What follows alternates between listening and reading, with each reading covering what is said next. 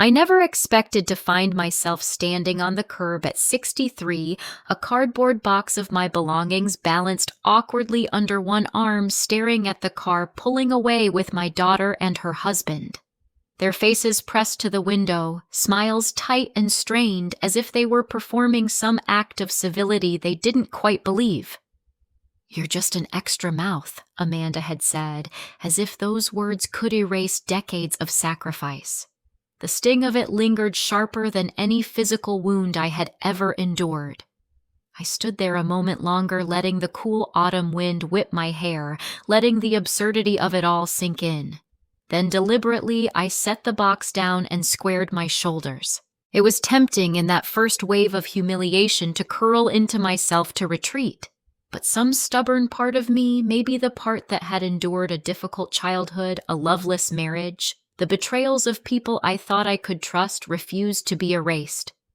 I had a mind, hands, and an unspent reservoir of defiance.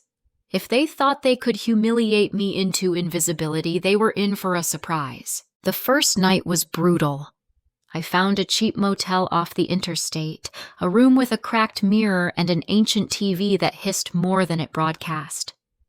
I sat on the edge of the bed, unpacking my box slowly. My mother's silver locket, my father's watch, a few worn novels, all relics of a life that felt as though it had been suspended in amber. I clutched them to my chest as if to remind myself that even if the world had discarded me, my history, my essence remained intact. I slept fitfully, listening to the distant hum of traffic and the occasional shriek of an unseen animal, and dreamed of Amanda's face turning away, her smug satisfaction fading. By morning, clarity had begun to settle over me. Being thrown out was not an ending. It was an inflection point. I would not allow bitterness to consume me, but I would wield it like a lens, sharpening my vision for what I could and would become. I needed a plan. I needed a space that belonged solely to me, somewhere I could rebuild, redefine, and reclaim autonomy. I spent the next days visiting rental listings, homes for sale, and neighborhood streets that might one day be mine. Every door I opened was a test of my resolve, every creaking floorboard a whisper that I could start again. I imagined the smell of fresh paint, the way sunlight would fall through windows. I chose the garden I could plant without anyone telling me it was too much trouble. With each visit, my determination grew. I began to see not the loss of my daughter's approval, but the freedom in its absence. Money was tight, but my life had been a careful accumulation of small victories and savings. I realized I had enough to buy a modest house, not a mansion, but a fortress of my own making. I could furnish it sparsely, fill it with the objects I cherished, and paint the walls with colors that pleased me alone. The thought made my chest ache with a strange, thrilling anticipation. For the first time in years, I imagined mornings where no one's voice would tell me how to sit, how to speak, how to exist. By the end of the week, I had found the perfect place. A small brick house on a quiet street, its garden overgrown but welcoming, its windows broad and forgiving. I signed the papers with a quiet sense of ceremony, as if the pen had the power to excise the past and mark the beginning of a self-determined life. The first night in my new home, I walked through each room, slowly imagining the furniture I would bring, the curtains I would hang, the smells I would fill the air with.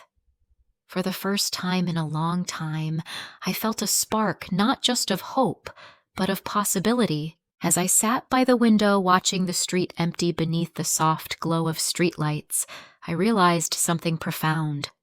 Being discarded by my own daughter was not the end of my story.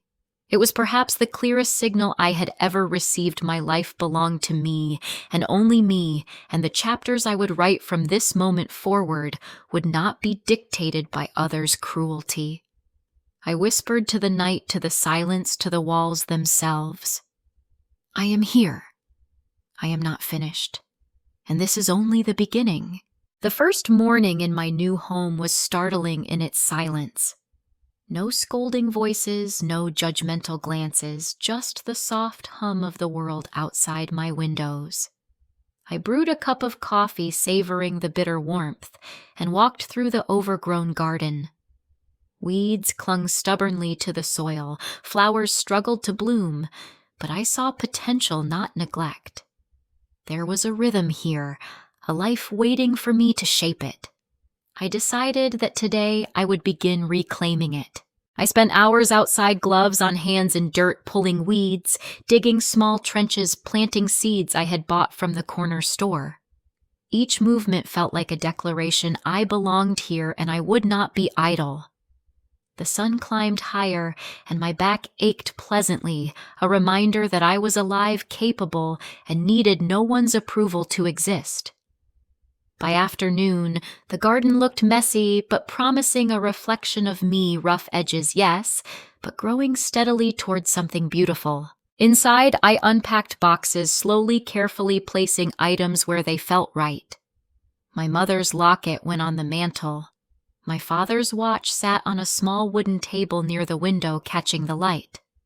I found an old armchair in the corner of the living room, worn but comforting, and sank into it with a sigh of contentment. For the first time in decades, I could sit without apology, without compromise, without explanation. That evening, I walked the neighborhood. The houses were modest, the streets quiet, but there was a sense of community, of lives being lived fully and unapologetically. I noticed the elderly man tending to his rose bushes, a young couple painting their front porch, and felt a strange kinship with them. We were all just trying to carve space for ourselves in a world that sometimes tried to ignore us. I realized then that my exile from my daughter's home had led me here to a place where I could be fully visible, fully myself. Sleep came that night as a gentle visitor. I lay in my new bed, the faint scent of old wood and soil drifting in from the garden, and allowed myself to imagine what the future could hold. I dreamed not of reconciliation with Amanda, not yet, but of discovery, of learning who I was when no one's expectations dictated my every move. The world seemed vast again, full of possibility, not limitations. The following days became a rhythm of small victories. I painted the kitchen a cheerful yellow, scrubbed the floors until they gleamed, and even managed to coax a few stubborn blooms in the garden. I cooked meals I wanted, played music I loved, and noticed how every act of self-care, every tiny choice, added up to a reclamation of my life. I began keeping a journal, filling pages with thoughts I had buried for years under layers of duty and disappointment. But the sense of freedom did not come without its shadows. At times, loneliness crept in like a slow fog, and I missed the life I had once imagined with my daughter. There were evenings when I wondered if I had made a mistake, if independence without connection was truly worth the price. Yet each morning, as sunlight poured through the windows and the garden whispered its encouragement, those doubts melted into resolve. I was learning to stand alone, to trust the strength I had long ignored, and to celebrate the life that was mine to shape. By the end of the first week, I began to think beyond survival. I imagined inviting friends for tea, hosting quiet dinners, perhaps even volunteering in the community. The idea of reaching out, of expanding my world beyond these walls, made my heart beat faster. For the first time, I understood that being discarded had not diminished me. It had freed me. My life was no longer a chapter in someone else's story. It was a book I would write myself, one deliberate, defiant, and utterly my own. The week after settling in, I realized that my solitude was both a sanctuary and a challenge. My days were my own, yet the quiet pressed against me in unexpected ways. I began to notice little things I had long ignored: the peeling paint on the front steps, the rusty hinges on the closet doors, the faint musty scent lingering in corners. Each flaw felt like a puzzle I could solve, a small victory waiting to happen. I decided to take a walk to the local market, hoping to acquaint myself with the rhythms of the neighborhood. The streets were lined with modest houses, each one humming with the life of its inhabitants. At the corner, a tiny bakery sent aromas of fresh bread into the air. I entered, and the warmth wrapped around me like an old friend. The baker, a cheerful woman named Elise, smiled as I lingered over the pastries. "First time here?" she asked. I nodded, feeling both nervous and exhilarated. She handed me a croissant on the house. "Welcome," she said. "We always welcome new faces." The next day, I ventured into the town library. Books had always been a comfort, but now they were a doorway to the future I wanted to build. I lost myself in stories of courage, resilience, and reinvention. Each page was a reminder that life did not end at the doorstep of disappointment.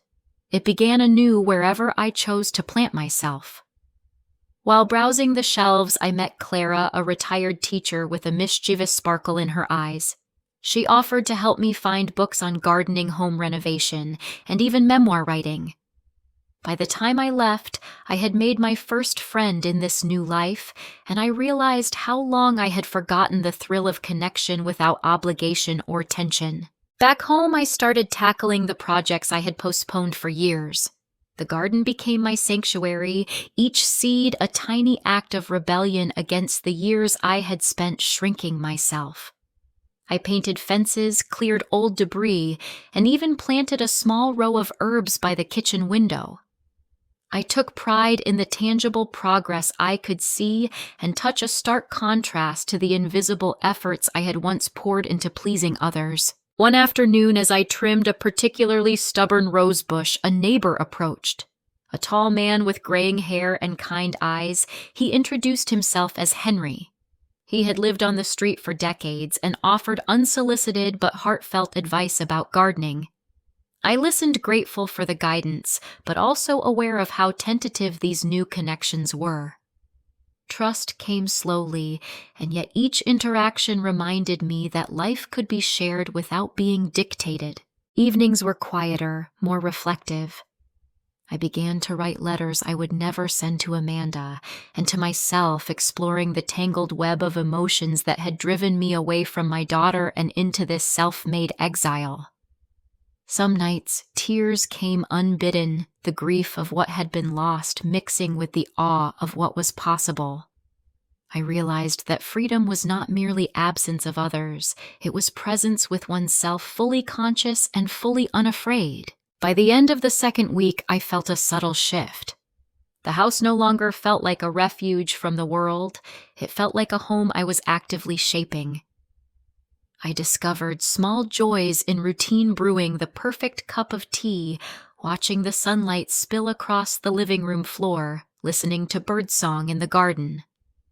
I began to plan for the future with cautious excitement, a small bookshelf for the corner of the living room, a bench in the garden for quiet afternoons, maybe even a visit from a few friends. Yet I also knew challenges awaited. Independence was exhilarating, yes, but it required courage I had long forgotten I possessed. Each day presented choices, and each choice demanded accountability to myself and no one else. I was learning the delicate art of balance between action and reflection, solitude and connection, ambition and contentment. And as the days stretched into weeks, I felt the first true spark of empowerment in decades. My life, once dictated by others' whims, was finally mine to cultivate, fragile yet infinitely promising. By the time the third week rolled around, I began to sense that freedom came with its own set of trials. One morning, I noticed that the kitchen faucet had developed a slow, persistent drip. It seemed almost symbolic, an echo of life's small, nagging problems that refused to be ignored. I tried to fix it myself, watching with both frustration and fascination as water leaked steadily, forming tiny puddles on the countertop. In that moment, I realized independence wasn't just about choice, it was also about responsibility, and that sometimes even the smallest issues demanded patience, ingenuity, and humility. Determined not to let a faucet dictate my mood, I ventured further into the town seeking tools and supplies. The hardware store, a quaint shop with wooden floors and shelves stacked to the ceiling, smelled of sawdust and oil. The owner, a burly man named Frank, gave me a knowing smile. "First time fixing plumbing alone?" he asked. I nodded, cheeks warming. He guided me through the selection of parts and even demonstrated how to handle the wrench without flooding the house.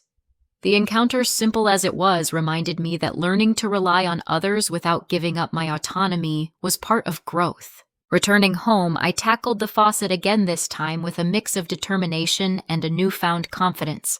When the drip finally ceased, I stood back and admired my handiwork. It was a small victory, but a profoundly satisfying one. I realized that independence was not an abstract concept. It was tangible, manifested in moments like this when I turned challenges into proof of my own competence. Yet, as I cleaned up the kitchen, a sudden pang of loneliness struck me. I had friends and neighbors, yes, but the emptiness of evenings lingered.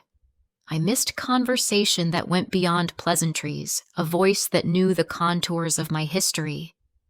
It was then that I pulled out my old journals, leafing through pages filled with raw emotions, unspoken regrets, and dreams I had abandoned. Writing had always been my refuge, but now it felt like a bridge connecting the woman I had been with the woman I was becoming.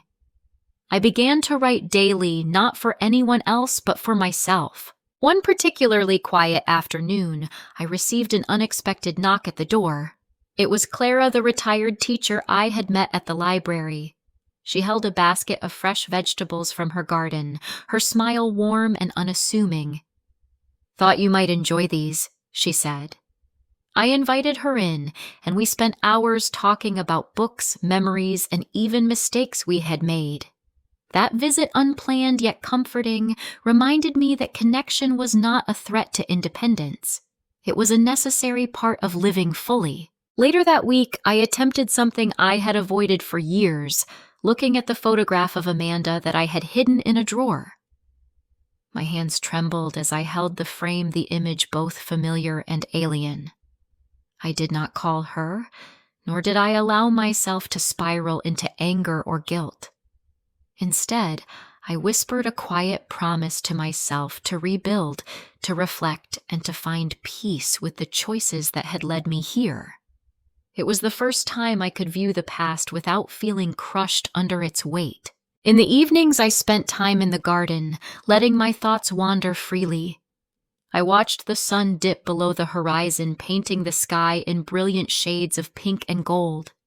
Each flower, each patch of green seemed to remind me that life was not a single unbroken story, but a series of moments, each one offering a chance to cultivate beauty and resilience. By the end of the 4th week, I realized that the life I was building was no longer defined by absence or loss. It was defined by choice, by the deliberate acts of courage I committed each day. And while uncertainty lingered like the soft shadow at the edge of the garden, it no longer paralyzed me. Instead, it became a challenge, an invitation to continue to grow, to live fully on my own terms. For the first time in decades, I felt capable of facing both the world outside and the memories within, armed with patience, empathy, and an emerging sense of self-worth. It was a rainy afternoon when the past I had tried so hard to leave behind decided to show itself. I had just settled into my chair by the window, a cup of tea warming my hands, when the phone rang. The number was unfamiliar, yet something in the tone of the ring sent a shiver down my spine. With a hesitant hand, I lifted the receiver. "Margaret." The voice was unmistakable, deep, sharp, and threaded with the authority I had not wanted to hear again. It was Richard, my former business partner, the man whose betrayal had cost me not only years of effort, but also a sense of security and trust. My heart pounded, but I forced myself to stay calm. "Yes, this is Margaret," I replied, my voice steadier than I felt. Richard's words were both casual and calculated. He spoke of an opportunity, an investment, a chance to regain what I had lost financially, but the undertone was unmistakable. He expected me to compromise my independence, to fall back into old patterns. I could feel the old fear rising, the old resentment gnawing at the edges of my composure. Yet, as I looked around my home at the life I had begun to build, I understood that this was a test, a confrontation not just with him, but with myself. I spent hours pacing, weighing the options. Part of me wanted to seize the opportunity to prove that I could triumph despite the betrayal. But another stronger part of me recognized the danger stepping back into that world meant risking the autonomy I had fought so hard to claim. I realized that this was more than a financial decision, it was a moral and emotional one. By evening, I made my choice. I picked up my journal and wrote a long letter not to send, but to solidify my resolve. I recounted the lessons I had learned in the past weeks: patience, self-reliance, and the courage to face challenges without losing myself. When I finally put the pen down, I felt a surprising sense of liberation. I would not be drawn back into the patterns of the past. My independence was worth more than any deal, no matter how tempting. The next morning, I returned Richard's call, my voice calm and deliberate. "I appreciate your offer," I said, "but I am going to continue building my own path. I wish you well." There was silence on the line, then a curt acknowledgement. I hung up, and for the first time in years, I felt the full weight of my choices, the power to say no, the strength to protect myself. To celebrate, I spent the day outside walking along the winding paths of the nearby park. Rain still fell intermittently, but I no longer felt trapped by its dampness. Each step I took was a testament to my resolve, a declaration that I would navigate life on my own terms, even when confronted with the ghosts of my past. That evening, Clara stopped by, her presence as grounding as ever. I shared nothing of the call with her. Instead, we focused on lighter matters: the growth of her garden, a book we had both read, the small joys that stitched our days together. Yet I knew that even without words, she sensed my quiet triumph. She had witnessed my struggle for independence, and her friendship reminded me that strength could coexist with connection. By the end of the week, I returned to my garden at dusk. The rain had left the air crisp and the earth rich. As I knelt to tend the flowers, I realized that confronting Richard's call had changed something fundamental within me. Fear and resentment no longer dictated my decisions. Clarity and conviction did. I had met the shadow of my past and chosen light instead. And in that choice, I discovered a deeper sense of freedom, one that could withstand storms both literal and metaphorical. The morning light spilled across my kitchen, soft and golden, a quiet reminder that new beginnings often arrive unnoticed. I sipped my coffee, feeling the warmth seep into me, and for the first time in weeks, I allowed myself to imagine a future that belonged entirely to me. Not just a life of survival or reclamation, but one of creation.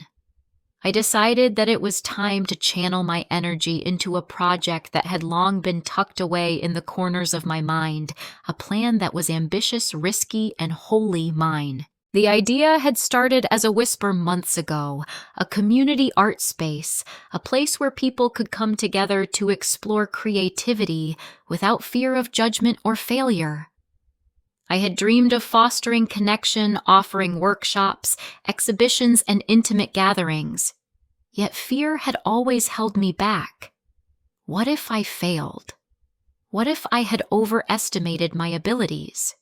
But now, in the quiet of my new home, I realized that those fears were remnants of a past life, a past I no longer needed to obey.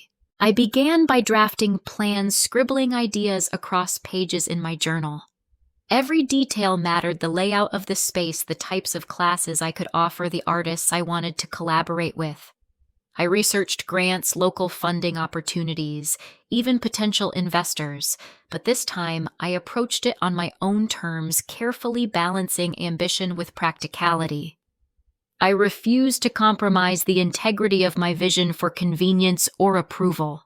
As the weeks passed, the work consumed me in a way that was both exhilarating and exhausting. I spent hours visiting old warehouses and vacant lots, imagining their potential, feeling the rhythm of possibility beneath my fingertips. I met with architects and contractors, sometimes clashing over design choices, yet always standing firm on what felt true to my vision.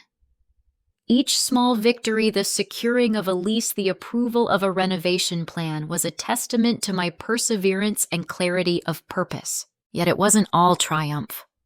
Late nights brought self-doubt moments when the enormity of the undertaking pressed heavily on my chest.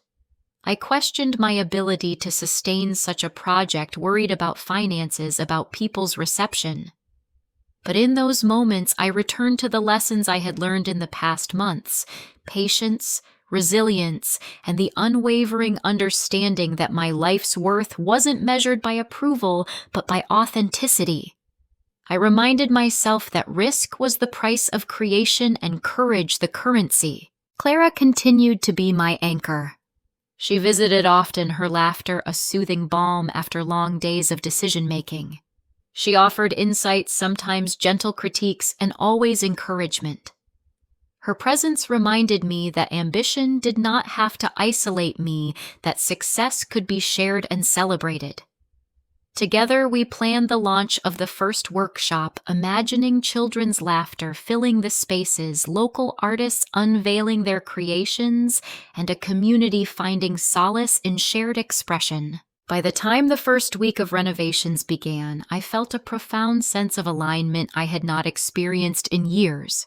I was not merely building a space. I was building a life, a testament to survival, reinvention, and courage. Every swing of the hammer, every stroke of paint on walls felt like a declaration I had endured, I had chosen, and I was creating something enduring from my own hands. At night, as I returned home, I often paused by the window, gazing at the city lights reflected on the wet streets. The world beyond my walls was vast and unpredictable, yet within me was a calm certainty I had reclaimed my voice, my vision, my independence. And as the moon rose over rooftops glistening with rain, I whispered to myself, "This is only the beginning." For the first time, I truly believed it. The morning air was crisp as I stepped onto the freshly paved sidewalk outside the art space. The renovation had been grueling delays, miscommunications, moments when I doubted the wisdom of embarking on this journey, but now standing before the building, it looked like a beacon, a testament to months of tireless work and unwavering belief in something greater than myself.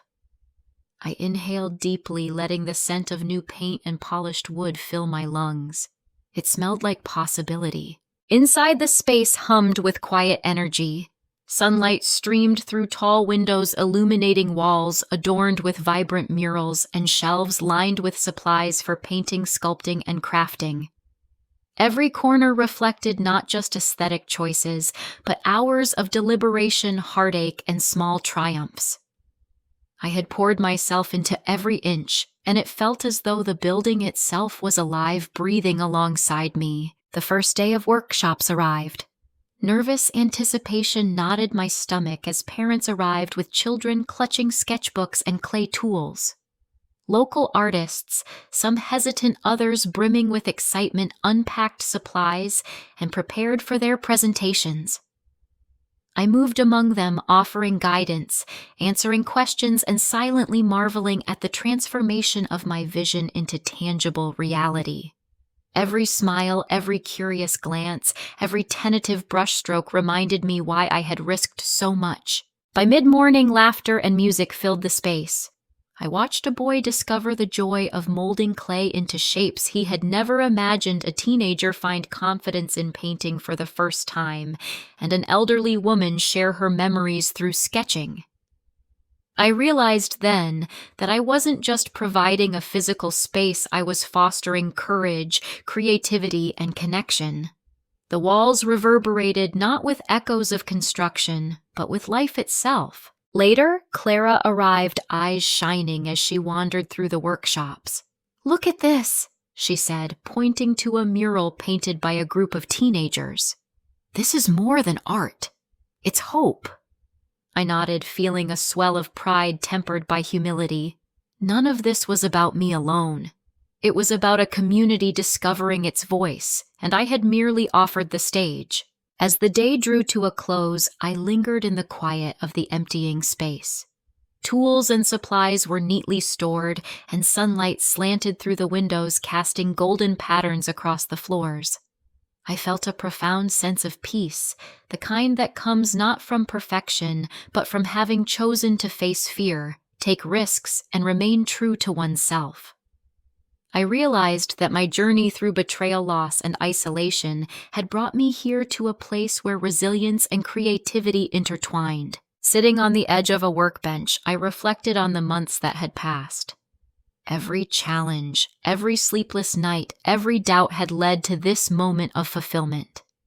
I understood now that reclaiming my life wasn't just about asserting independence or seeking revenge. It was about creating meaning, forging connection, and embracing the unpredictable beauty of being alive. As the sun set, casting a warm glow across the room, I whispered to myself, "This is what I was meant to do." The thought brought tears not of sorrow but of gratitude. I had survived, yes, but more importantly, I had flourished. The road ahead would have obstacles, I knew, but I also knew I was no longer afraid. I had discovered my strength, my voice, and my purpose. The night settled softly outside, and I lingered by the window watching the city sparkle.